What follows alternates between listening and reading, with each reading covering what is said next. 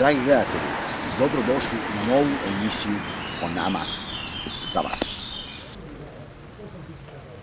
Darko, evo, našli smo se nakon 6 mjeseci. Opet s tobom. Z1 televizija je bila zagušena. Ljudi su zvali telefonom, tražili su tvoj broj. Ja vjerujem da su došli kod tebe, da si ti radio s njima. Što ti misliš, kako se ti osjećaš nakon ove naše prve emisije? Bilo dobro?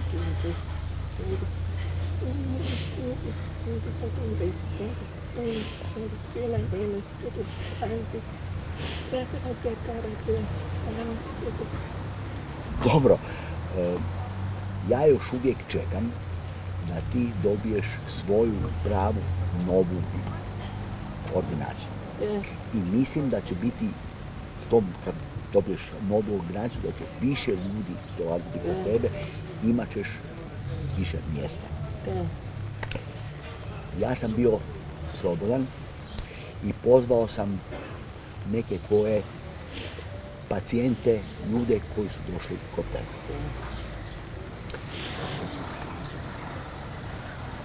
Zadovoljni ljudi. Ljude koji su otkrili i vidjeli da stvari koje ti radiš dobro.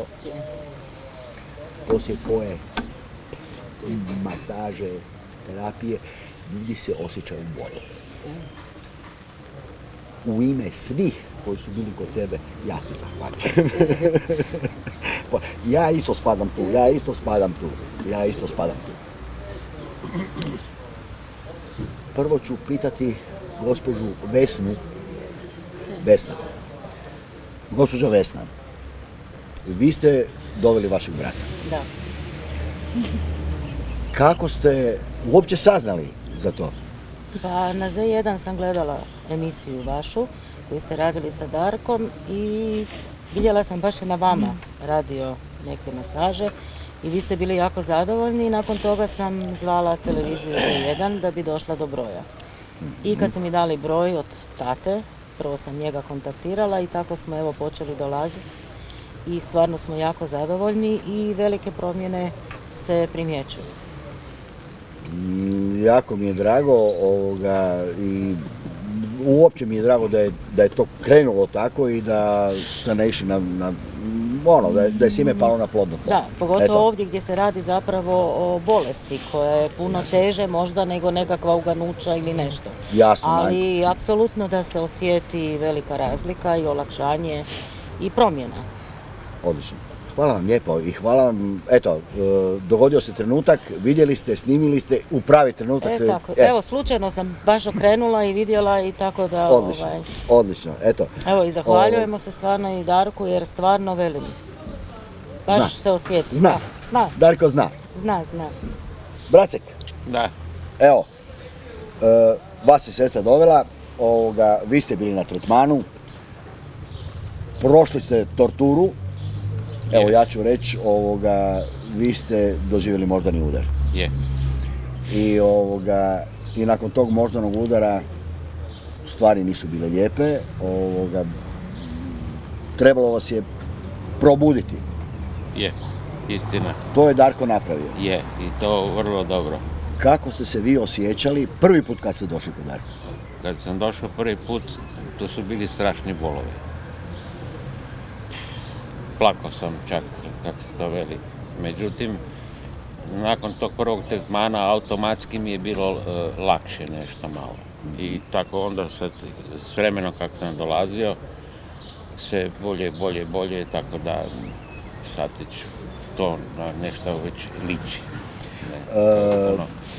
Ja znam da prvi put kad ste došli tu, jer sam ja bio na prvom ili drugom tretmanu, bio sam zajedno s vama i ja sam prevodio tada. Vi ste vrlo teško hodali ste sa štapom. Danas sam vas vidio da hodate bez štapa.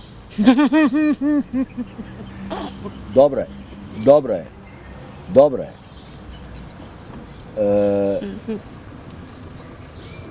Hoćete da vam kažem jednu stvar?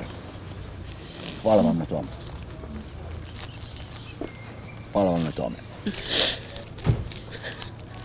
Danas kako se osjećate? Samo mi to recite. Odlično. Hvala. Ovdje postoji još jedan čovjek kojega si ti liječio. Gospodin Fabijan. Gospodin Fabijan, kak ste vi čuli za Darka? Preko prijatelja. Ja sam čuo za jednog Darka, ili probaj, mnoge stvari rješava, ja sam došao. Evo danas sam završili drugi tretman, ja sam zadovoljan. Što vam je bilo inače prije nego što ste došli kod Darka? Problemi s cirkulacijom, grčenje nogama i sad je puno bolje. Ne znam da li to subjektivno, objektivno, ali ja se osjećam bolje. Što kažeš? Kaže gospodin Fabijan da se osjeća puno bolje. Da li on treba još doći kod tebe? Ovo je sada drugi puta. Za mjesec dana. Onda će biti dobro. Ovdje s nama je još jedan gospodin.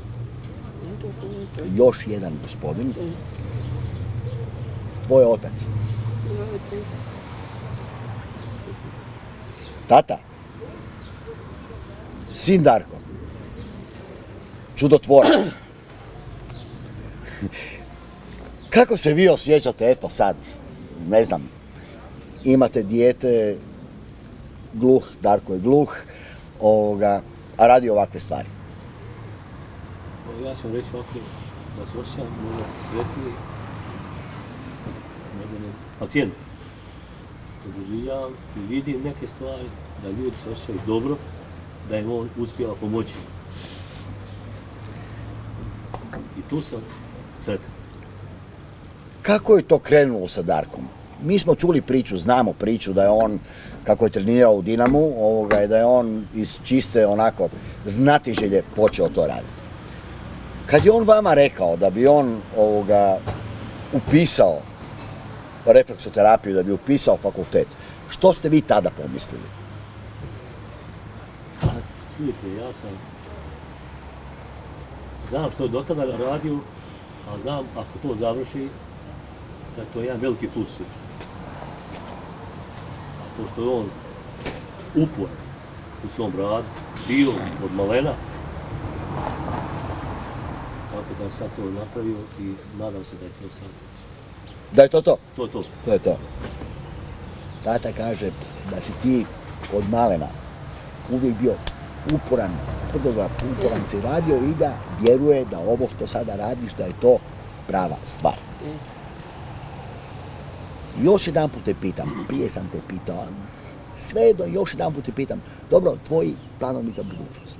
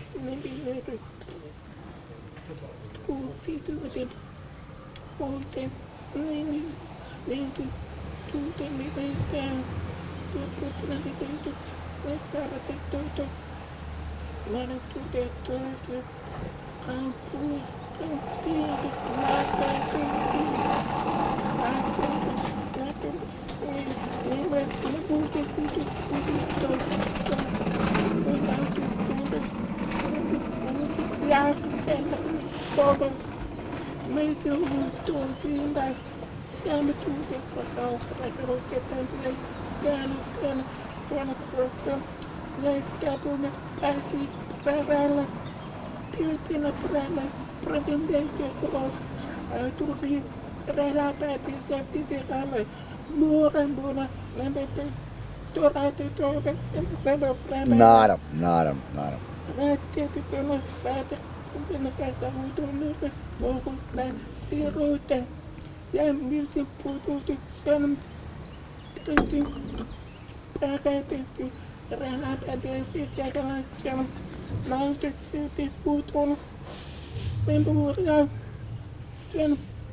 nisam multiplikatni, ali ne možete ostati u svijetu.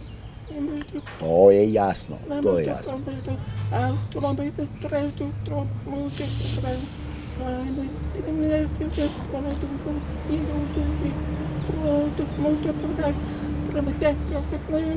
Naravno, naravno.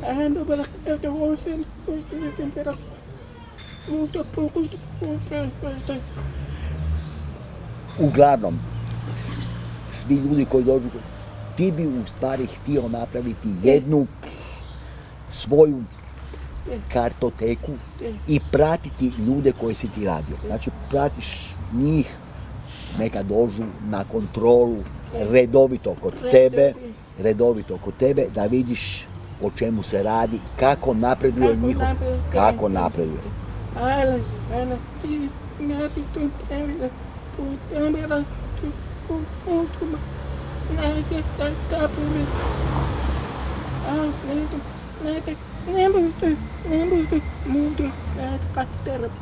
Jasno.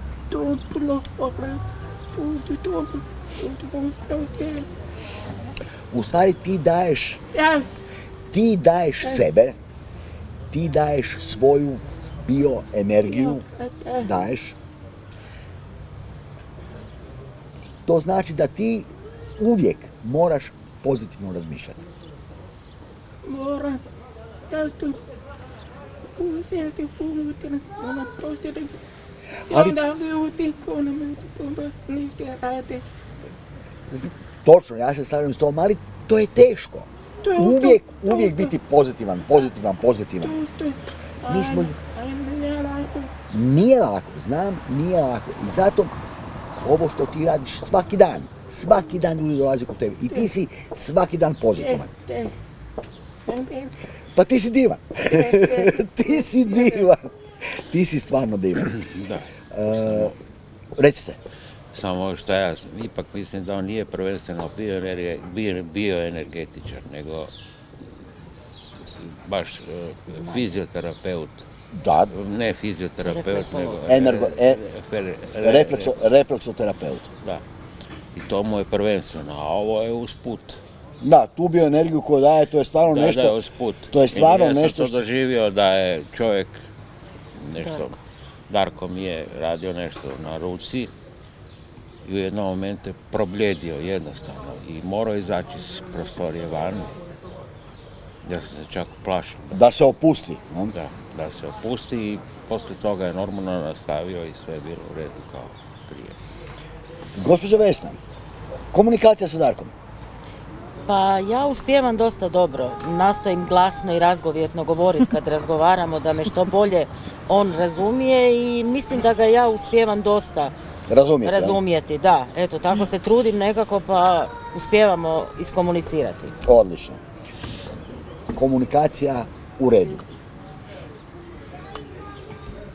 Ljudi dolaze.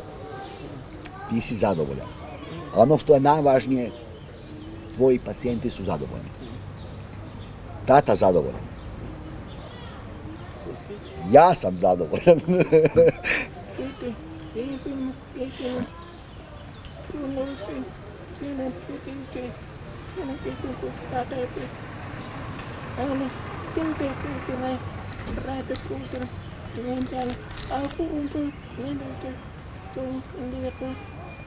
Naravno, ovo je trebalo biti pažljivo, polako, naravno, moždani udar, nakon moždanog udara je teško. Da.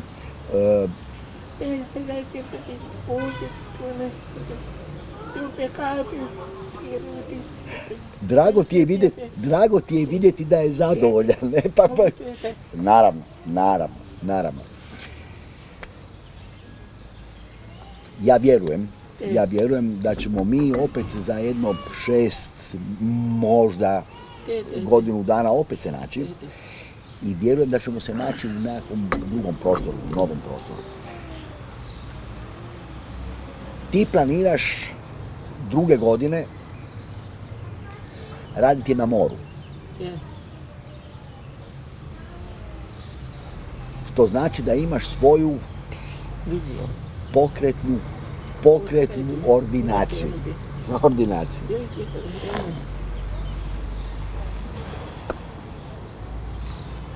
Vidiš daleko. Vidiš daleko. Planiraš svoju budućnost. Obitelj. Tvoja. S tobom ili ćeš putovati sama? Mine puno teško. Puno se. Se kultur nakon bete. Kultur raporo. Nema bete muno puno radi kudu kudu. Ne radi kudu da pulam se susatu. Ne puno puno Tiedän Suomen siihen punavasti vuonna täytyy uusien nokumpat. Kako pitää puhua rääti käymään. Nokumpat lautu. Tilamo. Da. Ajate perustuna. Ne pitää täällä. Pitää.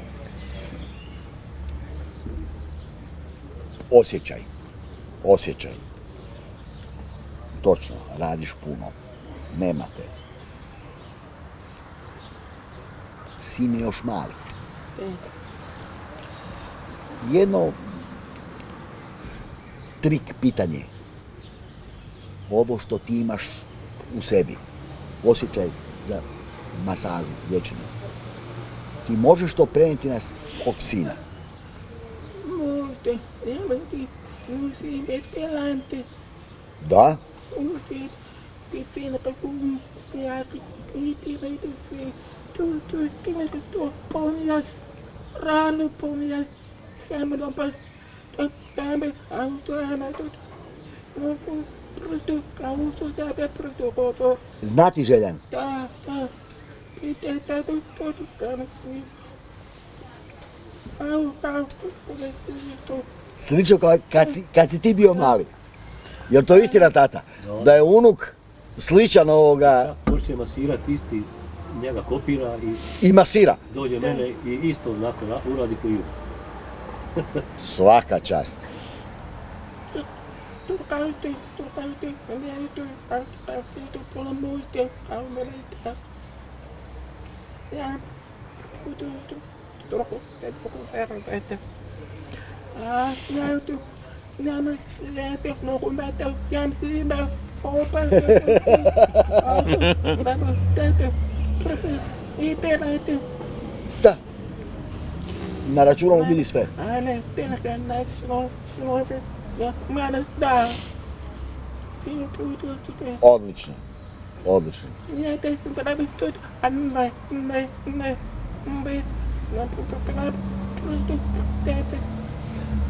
Ne. U budućnosti imaš nasljednika, imaš. Odlično. Naravno. Gospodin Fabijan, vi ste zadovoljni. Nešto ste rekli, ja budem svoju gospođu dopelal sin. Budete je dopelali ili ne budete? Vjerojatno da. Iznenadit ću je. Dobro. A kaj gospođa veli nakon ovog tretmana prvoga što ste bili si mi tam, je se iznenadila ili je Samo me gleda. Dobro. A Bože moj, ne? Ima kaj gledati, ne? Hvala Bogu. Dobit ćeš još jednog novog pacijenta. Gospođu, suprugu, ona će isto doći, supruga će isto doći kod tebe. O tebi se priča.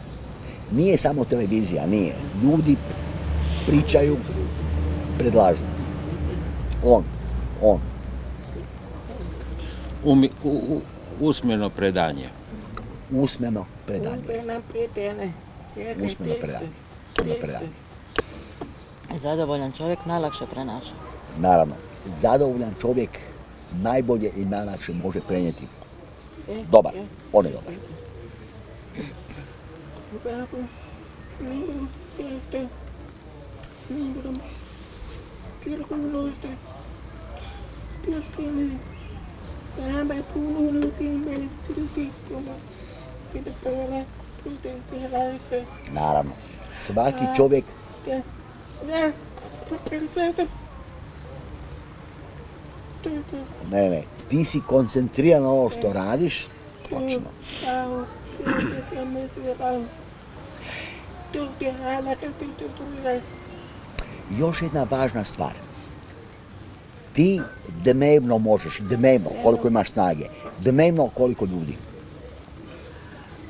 Ne bi puno, ne bi ja. Koliko? Te puniti 8, 5 maksimalno. 5 do 8, maksimalno. To je, ne bi te puniti.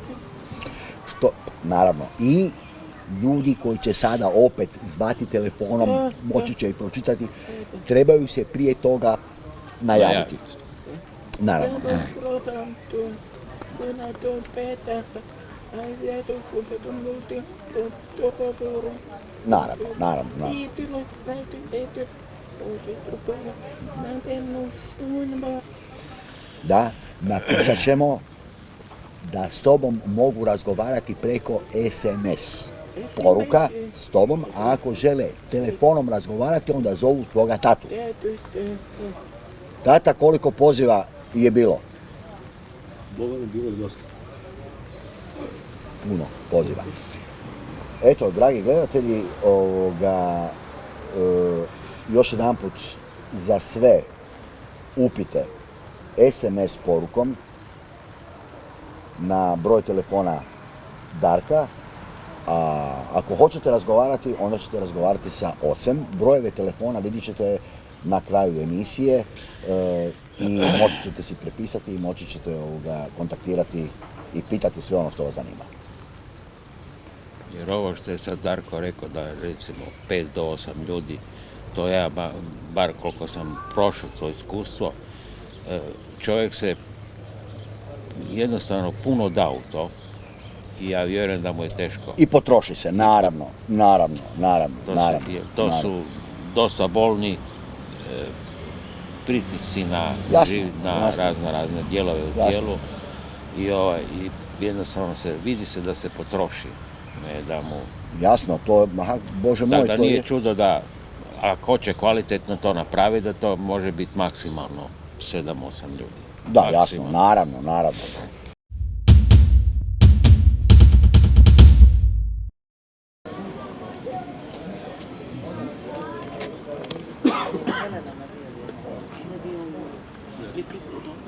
Odlično. On je došao na večer u 10 sati na hitnu, a to mu se dogodilo negdje oko 5-6.